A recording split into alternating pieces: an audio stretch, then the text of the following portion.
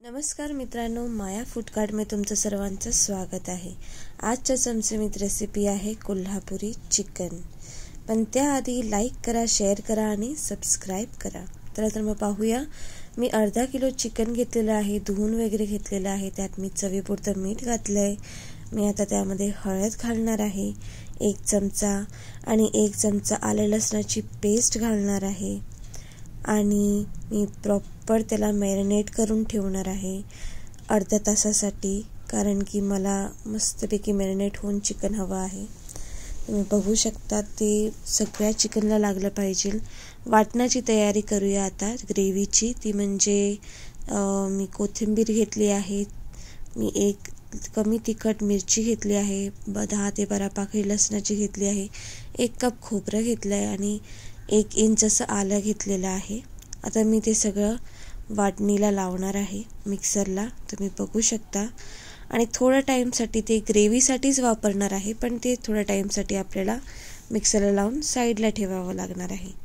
तर मी आता ते मिक्सरला 1 कप पाणी घालून मिक्सरला लावणार आहे। जाडसर अशी स्मूथ पेस्ट करून साईडला ठेवणार आहे, तुम्ही बघू शकता। तर नंतर मी एक पॅन घेणार आहे। आता आपण ग्रेव्हीची तयारी करूया। त्यामध्ये मी 5 चिरलेले कांदे घातलेले आहेत, तुम्ही बघू शकता। आता ते आपल्याला थोडे मऊ होईपर्यंत हलवत राहायचंय, कारण की नाहीतर कांदा करपू शकतो। मऊ झाला की त्यामध्ये आपल्याला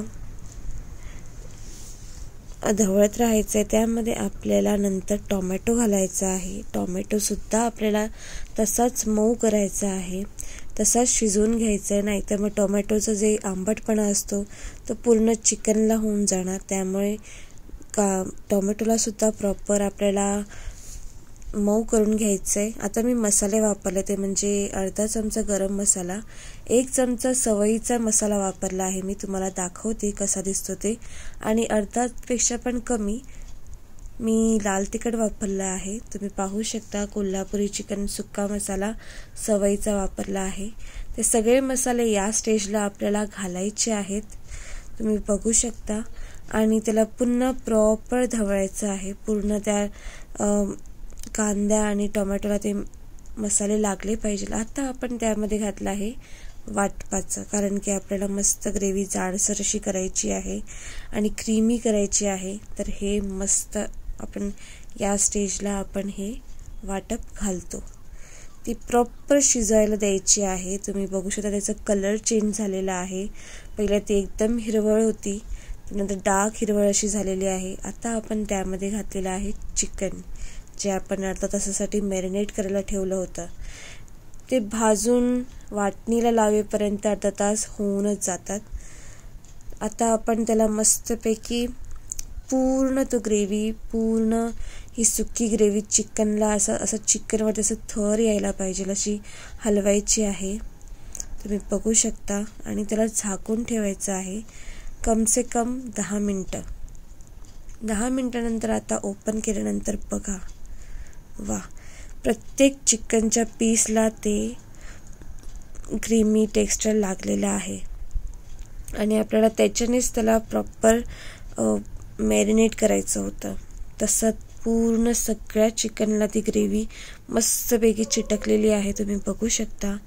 आता या स्टेजला आपण ह्यामध्ये घालणार आहोत पाणी, म्हणजे मी तर वाटणाचं जे उरलेलं सुरलेलं होतं त्यामध्ये पाणी घातलं आणि नंतर ते पाणी त्यामध्ये ओतलं आणि तुम्ही बघू शकता किती मस्त ग्रेव्हीचा कलर चेंज झाला टोटल आणि एकदम अशी टेस्टी अशी दिसत आहे।